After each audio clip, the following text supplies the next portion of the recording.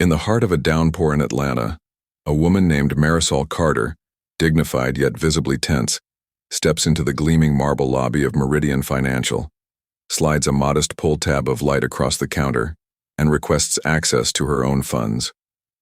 Sweat beads at the corner of the teller's eye, the air compresses and colleagues freeze mid-gesture, because she says 4 words that send the room reeling: "I own this bank."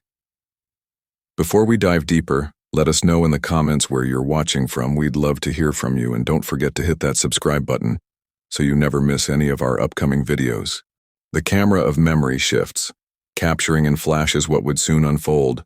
Security officers inching closer with uncertain eyes, a wall of curious onlookers pressing in from the edges, a press conference later that week where microphones clustered like bees around her poised figure, and a restless crowd outside the bank's heavy glass doors demanding answers. Inside, questions were already rippling through the marble hallways like a quiet current. How could a woman with more authority, wealth, and influence than anyone in that building be treated like she was a stranger trespassing? What was the deeper connection between Marisol Carter and Meridian Financial that no one in the lobby seemed to understand? And perhaps most intriguingly of all, what exactly was sealed behind the thick steel door of the vault she had come to access that day? Marisol Carter took one deliberate step forward, eyes fixed, voice steady as she asked, "Do you really want to do this?"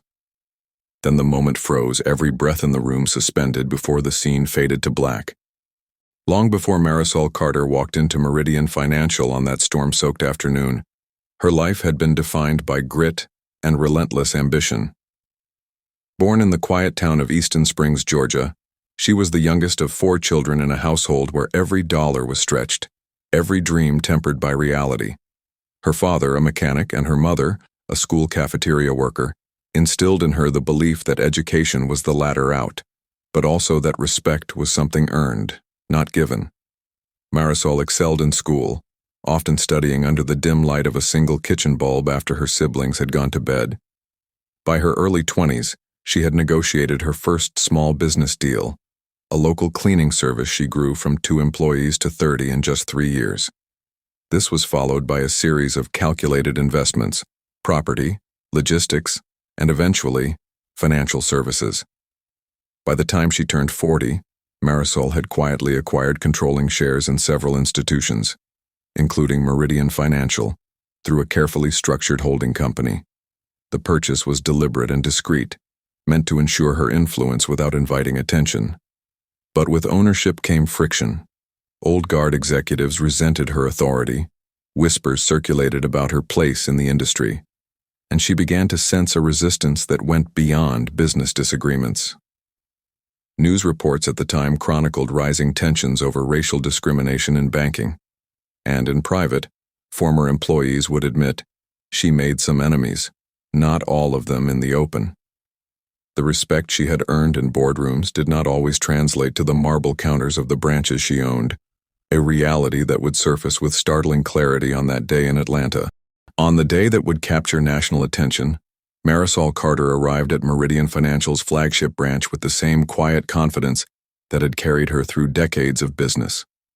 Her tailored navy suit, pearl earrings, and unhurried stride spoke of a woman in control, yet there was no entourage, no display of opulence, only a leather-bound folder in her hand and the faint trace of rain on her shoulders.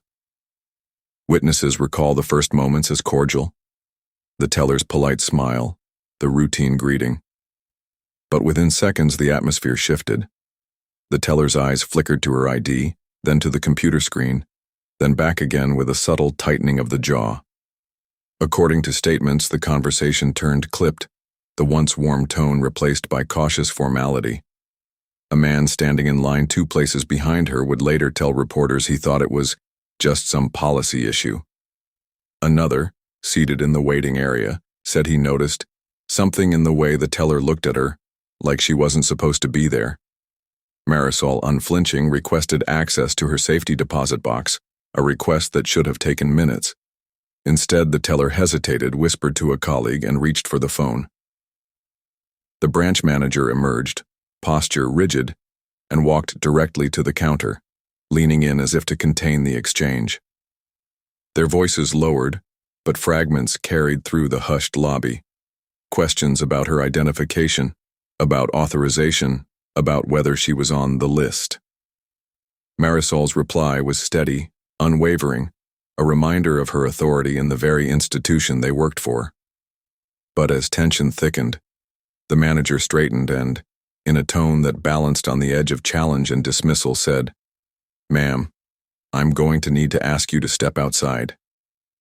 And in that moment, the day took a turn that no one in that branch would forget. The scene cuts to black. Within hours of the confrontation, word began to spread beyond the polished glass doors of Meridian Financial. A grainy cell phone video, taken by a bystander in the lobby, circulated among friends before finding its way onto local news broadcasts.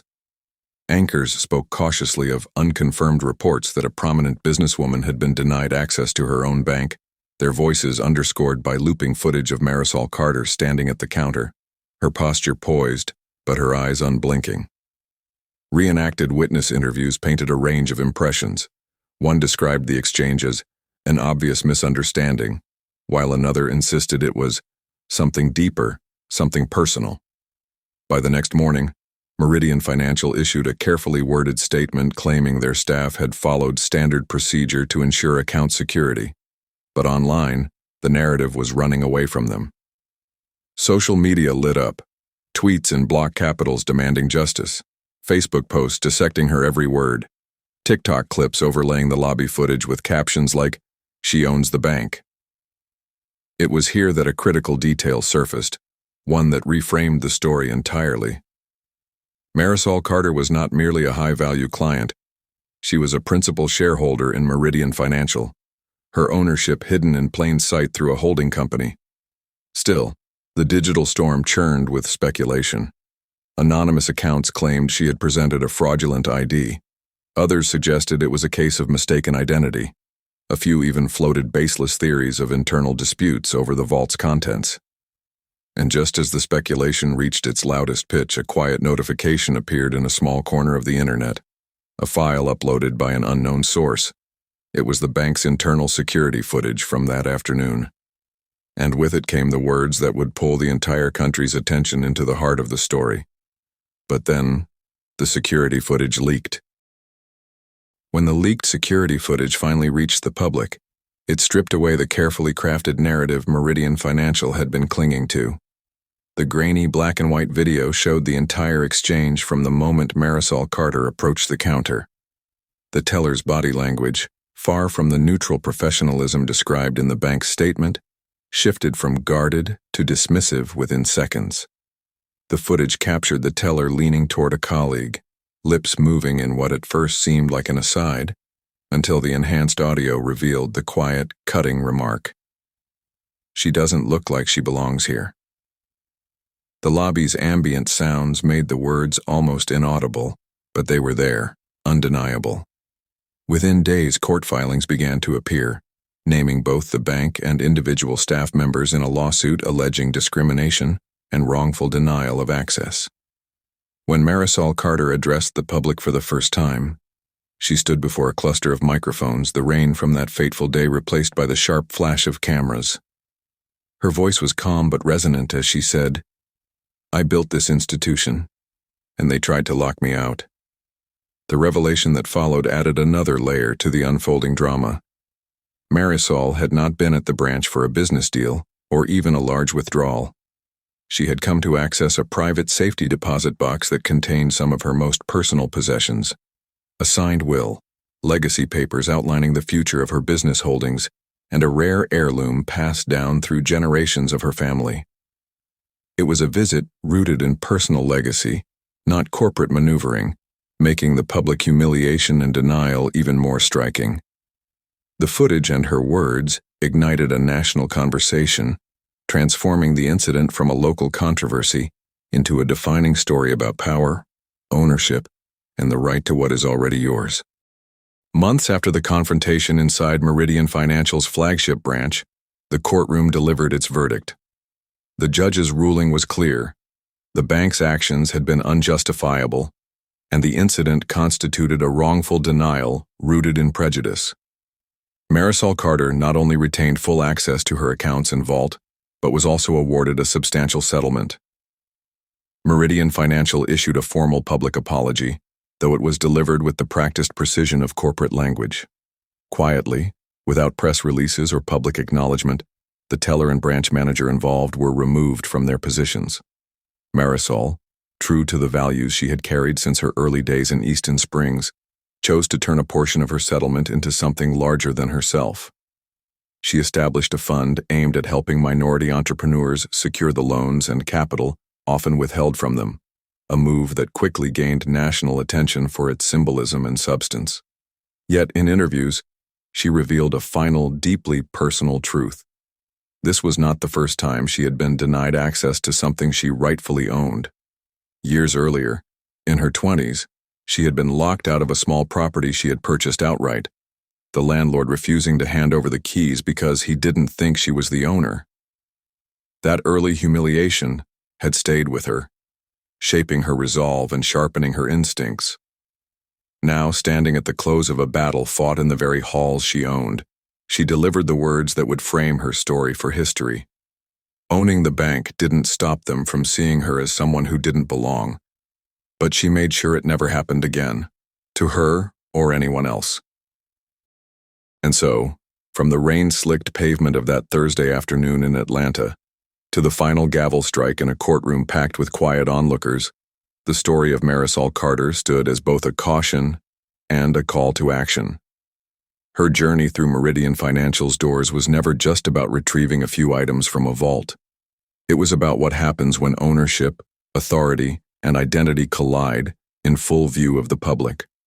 The confrontation, the leaked footage, the courtroom battle, each moment peeled back another layer on the way power is recognized or denied.